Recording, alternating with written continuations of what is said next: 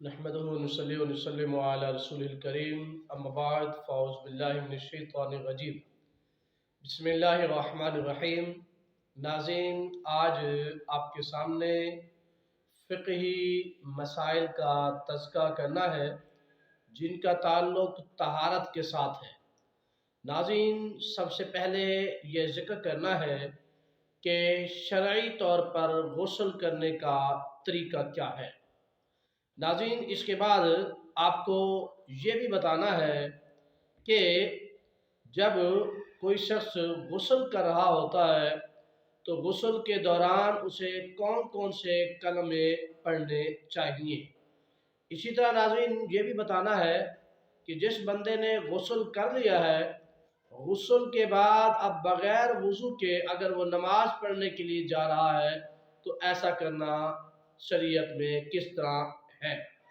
اسی طرح ناظرین آپ کو یہ بھی بتانا ہے کہ اگر کوئی شخص غسل کر رہا ہے اور غسل کے دوران جو ہے وہ کوئی ایسے کلمات کہہ بیٹھتا ہے جو کہ شریعت میں منع ہے، تو اس کے غسل کی حیثیت کیا ہے۔ ناظرین، سب سے پہلے شرعی طور پر غسل کا طریقہ کیا ہے یہ سماعت فرمائیں۔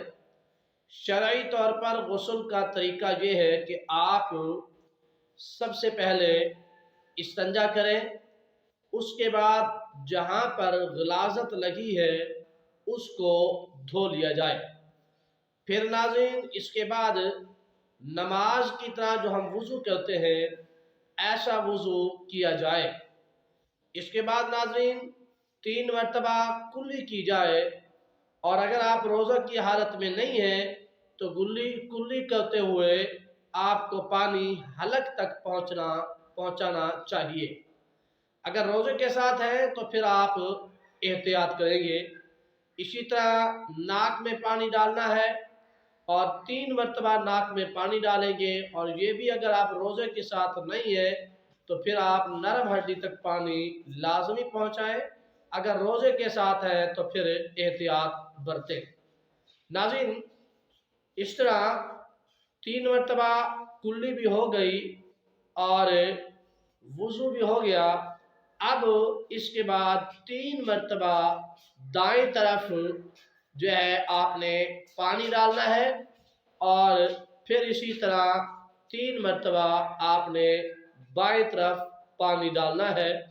اسی طرح پھر آپ نے 3 مرتبہ اپنے سر کے اوپر پانی بہانا ہے۔ ناظرین اس دوران غسل کے دوران اپنے جسم کو مسلتے رہنا ہے اور تاکہ کوئی جگہ آپ کے جسم میں خشک نہ رہے۔ اسی طرح ناظرین کچھ ناظرین کا یہ بھی سوال ہوتا ہے کہ کیا جب غسل کر رہے ہوتے ہیں اور ہمارے پاس صابن دستیاب نہیں ہے تو کیا بغیر صابن کے غسل ہو سکتا ہے؟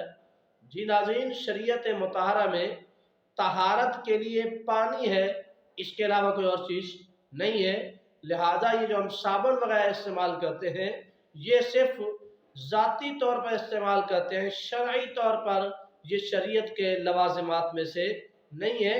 شریعت ان کے لیے حکم نہیں دیتی، یہ ہم آج خود کرتے ہیں۔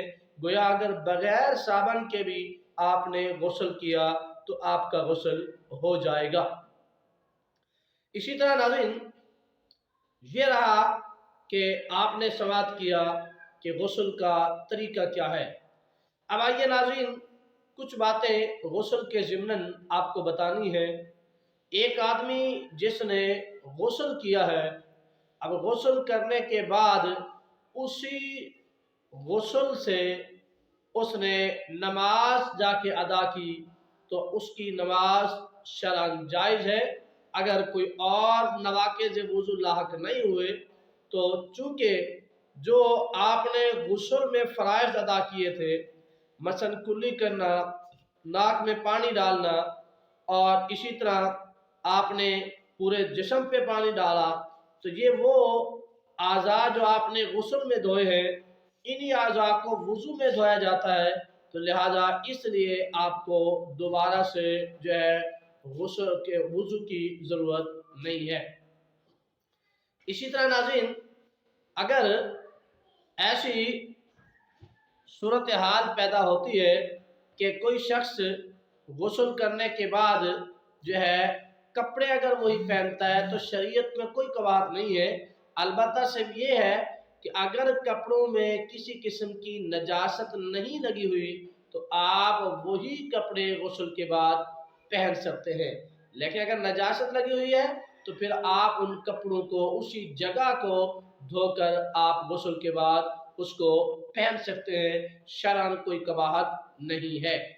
اسی طرح ناظرین، کچھ لوگوں کا یہ بھی خیال ہے کہ غسل کرتے وقت کیا کیا کلمات پڑھے جاتے ہیں، تو یہ بات آپ کے ذہن میں ہے کہ شریعت میں غسل کرتے وقت کسی کلمہ کے پڑھنے کا حکم اور اجازت نہیں ہے، بلکہ صرف آپ کا پانی آپ کو طہارت دے گا، دیگر کلمات کی ضرورت نہیں ہے، آپ نہیں پڑھ سکتے، شرع اس کو منع کیا گیا ہے۔ لہٰذا اگر آپ غسل کر رہے ہیں تو غسل کرتے ہوئے کسی قسم کا کلمہ نہیں پڑھیں گے، بلکہ آپ صرف غسل کہیں گے اور اسی غسل سے آپ نماز ادا کر سکتے ہیں۔ اسی طرح ناظرین، غسل کے دوران جو ہے کسی قسم کی لغویات کی طرف نہ جائیں، بلکہ آپ صرف طہارت حاصل کریں، اور کسی قسم کی لغو باتیں آج خود بندہ غسل خانے کے اندر کرے تو یہ بھی ناپسندیدہ عمل ہے۔ خاموشی کے ساتھ غسل کر کے آپ طہارت حاصل کر کے پھر آپ کپڑے پہن کر اللہ اس کے رسول کی بارگاہ میں سجدہ ریز ہوں۔ اللہ تعالی ہمیں سمجھنے کی توفیق عطا فرمائے، طہارت کا خاص طور پر خیال رکھنے کی توفیق عطا فرمائے۔